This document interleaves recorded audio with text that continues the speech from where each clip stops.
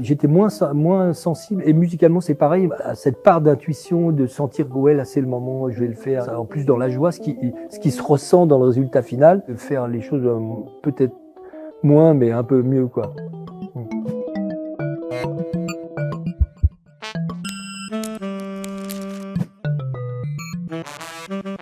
Alors Bruno Adorni, lui, c'est un marchand des puces. Les stands de Bruno sont quand même sont assez surréalistes parce que il peut vendre une semaine des pigments.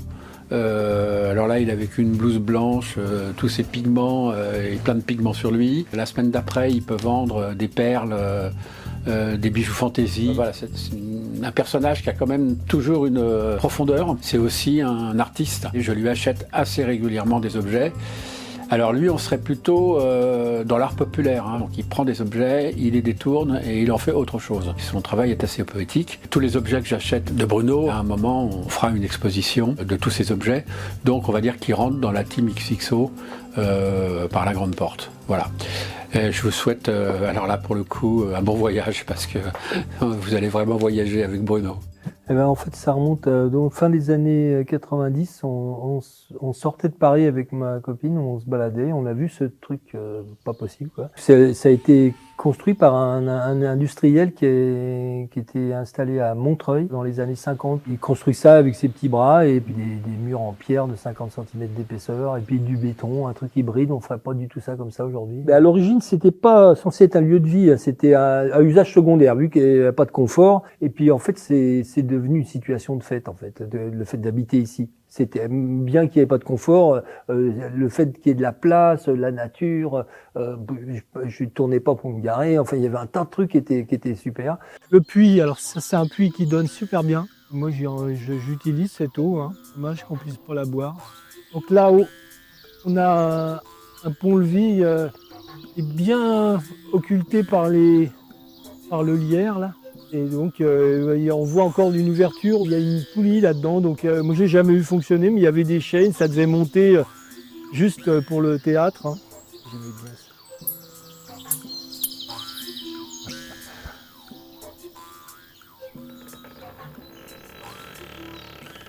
Le volet du confort dans cet endroit, c'est vraiment spartiate, quoi. C'est-à-dire, c'était la donne du départ. Hein. Il y a un puits qui donne, ok, une eau est là, ce qui est pas potable parce qu'il y a des infiltrations, voilà un truc qui me fout un peu en boule, quoi, de nitrate qui devrait pas. Hein. C'est des petites sources qu'il y a dans le coin. Hein. Mais là, à la force de traiter les champs qu'il y a autour, là, bon, voilà, bon. Et pas d'électricité. Mais en fait, c'est surtout l'eau courante qui est problématique. L'électricité.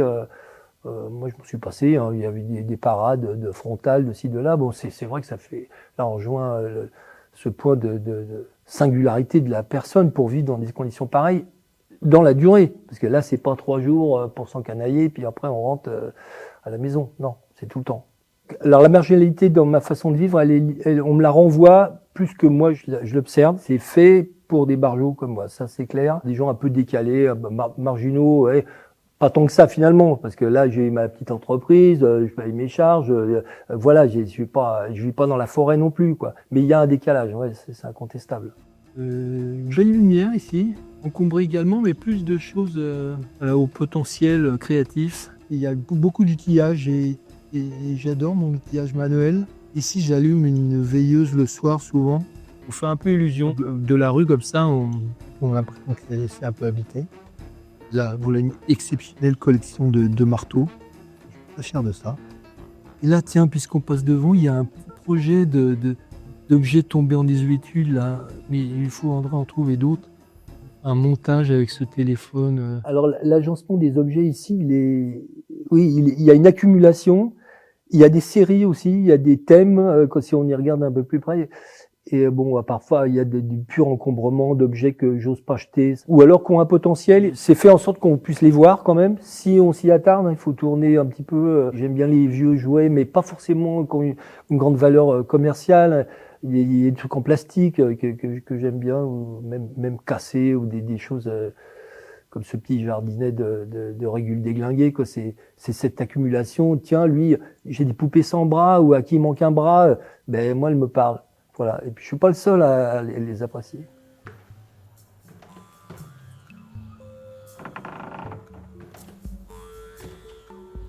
Là, il y a un potentiel de marionnettes en devenir. Alors peut-être pas tout de suite, mais il y a des formes, d'ailleurs des vraies marionnettes, ça c'est des choses des années 70. Et puis d'autres qui pourraient le devenir des marionnettes. Tiens, là j'ai des yeux, et c'est des boutons, mais on dirait vraiment des yeux. Et voilà, donc il y a un certain potentiel là-dedans. Ah bah je crois que c'est un des dénominateurs communs des brogues, c'est-à-dire qui aiment les objets, qui aiment les vieux objets, qui racontent quelque chose. C'est une activité qu'on peut faire de plein de manières. Il y en a qui sont pointus sur certains trucs, ce qui n'est pas mon cas. Moi, je vais ratisser large, sans prétendre évidemment être spécialisé en quoi que ce soit. En désuétude, si, de temps en temps. C'est une manière illustrée d'éviter de se prendre au sérieux, quoi. Mais c'est pas forcément le meilleur moyen de gagner de l'argent, mais ça peut le faire. Hein. Moi, je vis de ça depuis temps immémoriaux. Bah, la désuétude, pour moi ou pour n'importe qui, c'est quelque chose qui est léger, qui n'a pas de valeur marchande forcément, quoi, mais qui est attachante ou qui rappelle quelque chose. Ou cette dimension poétique, en fait, de petites choses sur lesquelles on s'attarde pas parfois et qui pourtant sont sympas.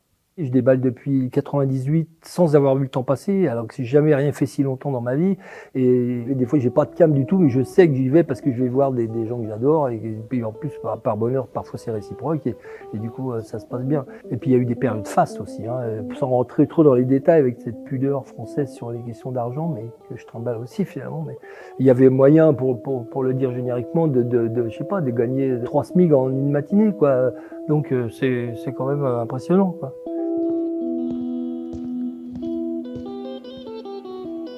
Alors là, une pièce bien plus dégagée, à vocation d'atelier. Comme c'est mal fermé, les fenêtres, là, bah, du coup, c'est très ventilé.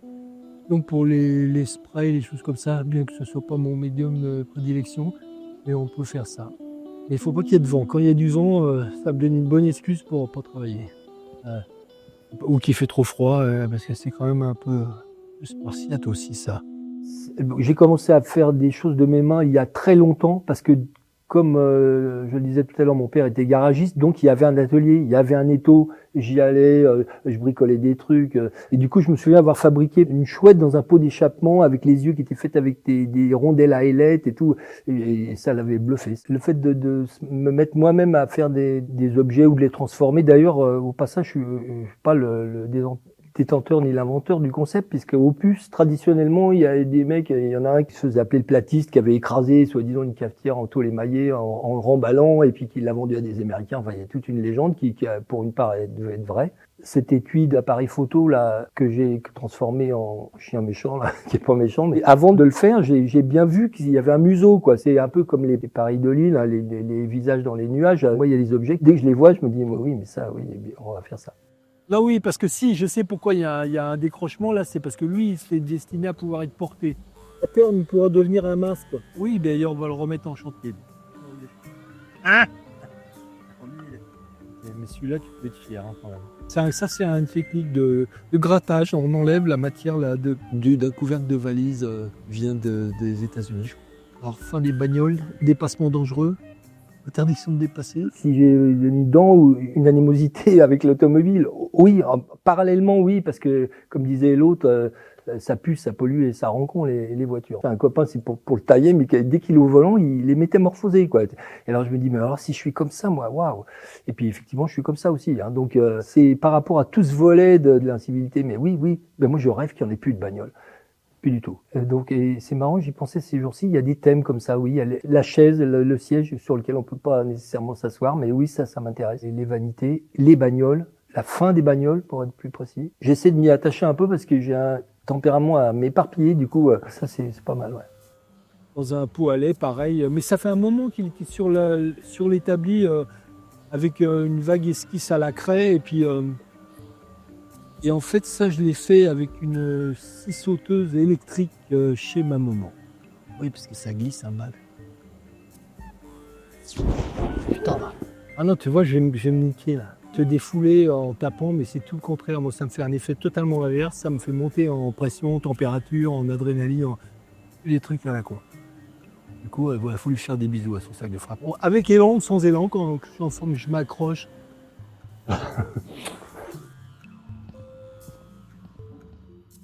Ouais, rebelle, ça me va. Ouais, papa qui veut changer le monde, bien que quand j'entends ma maman qui est encore là me dire ouais, tu vas pas changer le monde, et ça me fout en boule. Comme mais si, mais je vais le défoncer le monde. Moi, je lui dis.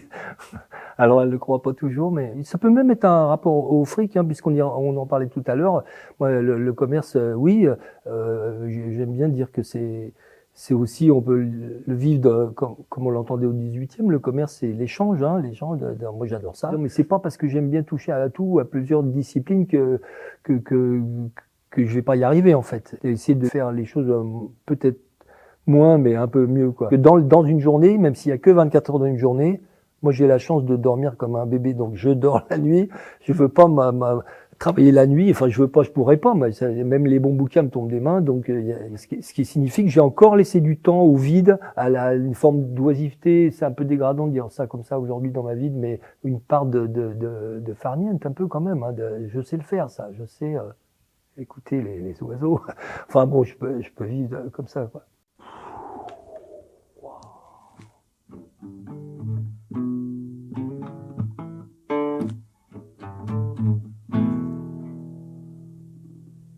Tu es parti sur Mars un mercredi matin,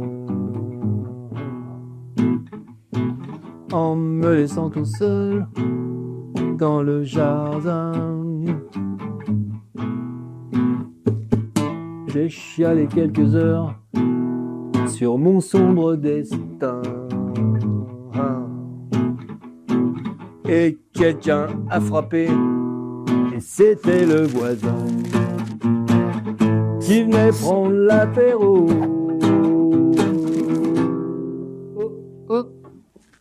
Cette chanson, ma mère, elle l'adore. C'est un peu rock quand même. Il y a 4 couplets, elle est longue, elle en finit pas. Oui. Mais là aussi, oui, c'est un temple de... Alors, si tu veux voir un temple de la désuétude, ne quitte pas. Il est là. Et du musée de la Babiole. Tu vois, là, ils s'ouvrent pas toujours bien. Et là, il y a des centaines de petites choses. Il y a des trucs. Là, on est le 22. Oh, c'est rigolo, ça.